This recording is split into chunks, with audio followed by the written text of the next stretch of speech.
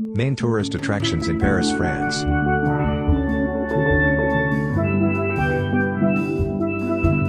Paris has it all. Few cities on this earth are as dramatic and iconic as the capital of France.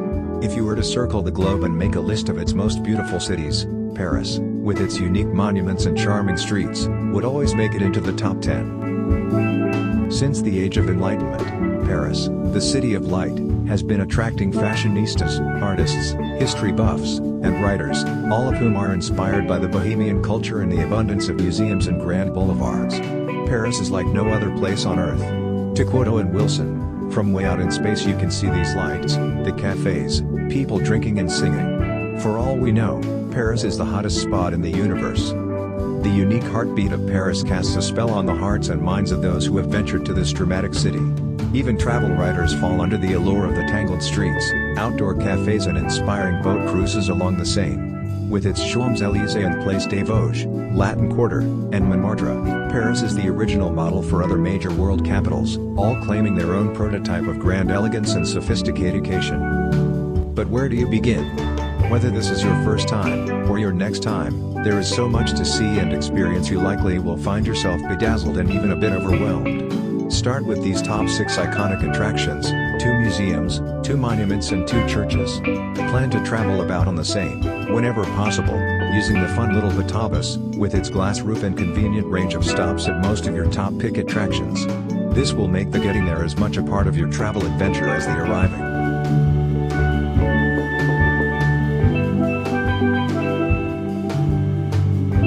Please subscribe to my channel, Ekim World. Hit the subscribe button and the notification bell.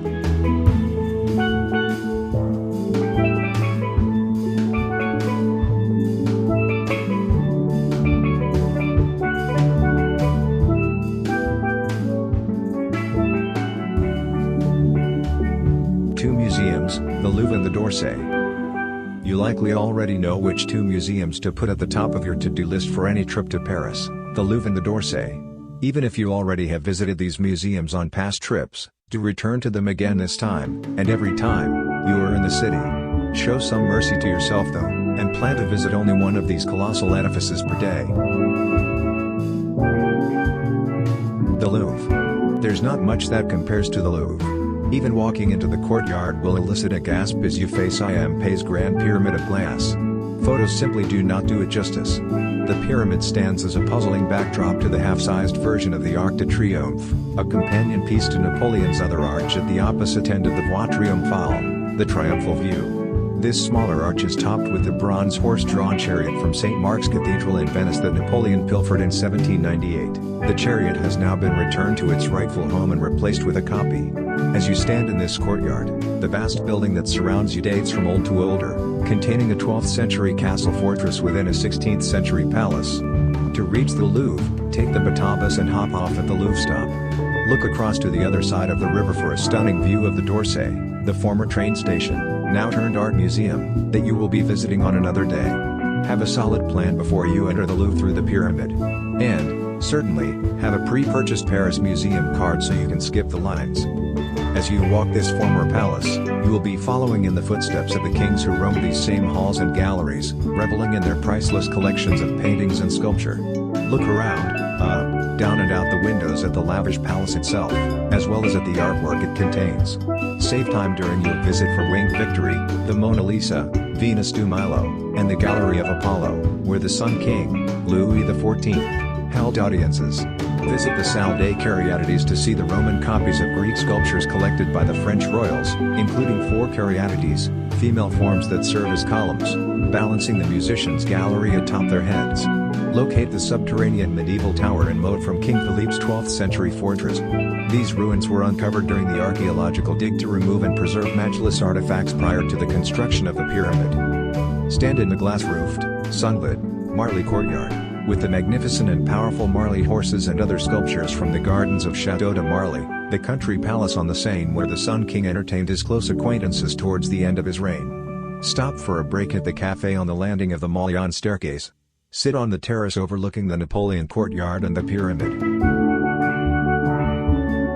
The d'Orsay. As essential as it is for you to visit the Louvre, it may be even more important to reserve ample time to explore the Orsay. The collections here are so stunning they will imprint themselves on your mind for all time.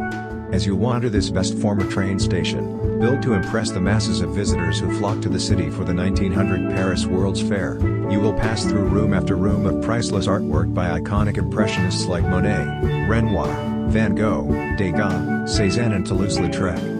Exquisite sculptures are spread about at the level of the former train tracks and on the balconies, now sculpture terraces, where travelers once stood to await their trains.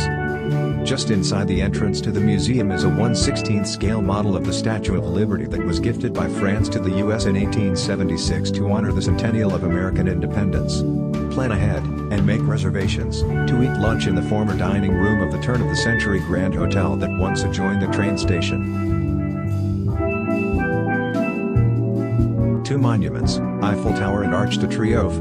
Of course, any trip to Paris must include visits to the Eiffel Tower and the Arc de Triomphe.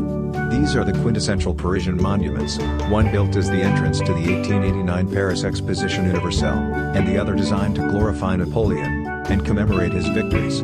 From atop each of these, you will have glorious views out across the city.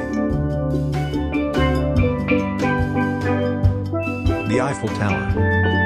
Make your reservations to the Eiffel Tower well before your visit to ensure yourself entry at a specific time.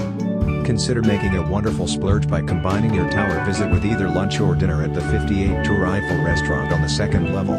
While you are on the first level, walk out onto the glass floor and look down, if you dare. Ask someone to snap your picture as proof. If you do take the elevator all the way to the top, pause for a glass of champagne as you look out across Paris from what was the tallest building in the world for over 40 years. If you feel the tower swaying slightly in the wind, you will have even more of a story to tell once you return home.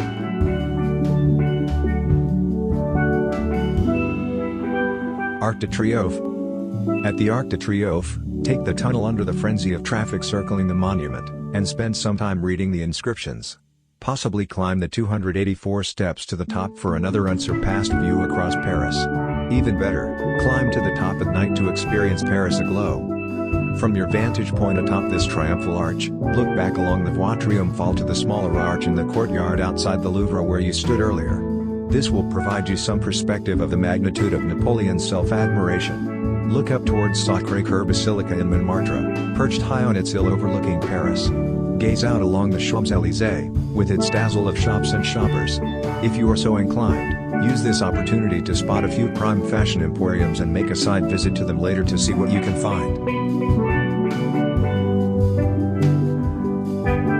Two churches, the Notre Dame and the Saint-Chapelle.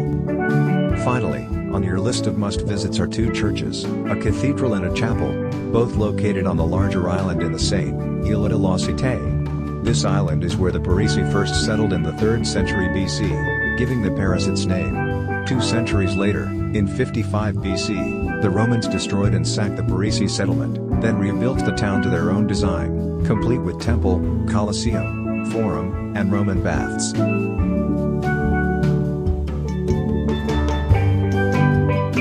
The Notre Dame.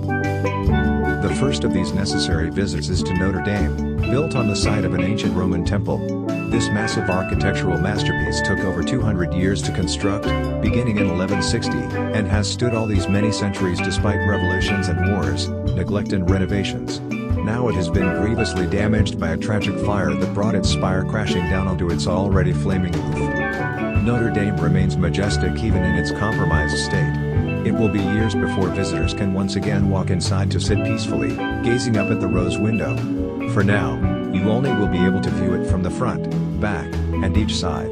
Give yourself some time with this remarkable edifice. Cross the bridge to the left bank and find a floating boat bar moored along the quay. Select a table beside the handrail and order a glass of wine. As you look across the river at Notre Dame, marvel at its remarkable life story, from its construction during the Middle Ages, before the benefits of modern tools and technologies, through to its rescue from total destruction by the 400 firefighters who flocked here to save it from the blaze.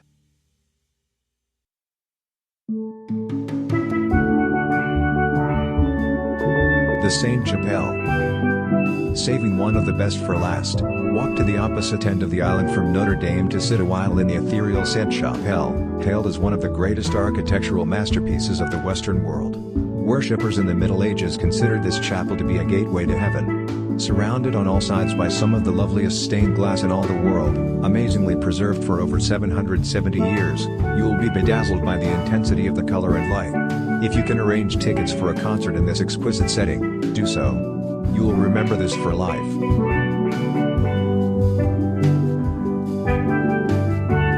Now you have made a good beginning in Paris. But there is more, much more. Paris is a city to which you will need to return over and over again. Each time you revisit, you will fall a little bit more in love. A walk about Paris will provide lessons in history, beauty, and in the point of life. By Thomas Jefferson. What an immense impression Paris made upon me. It is the most extraordinary place in the world. By Charles Dickens.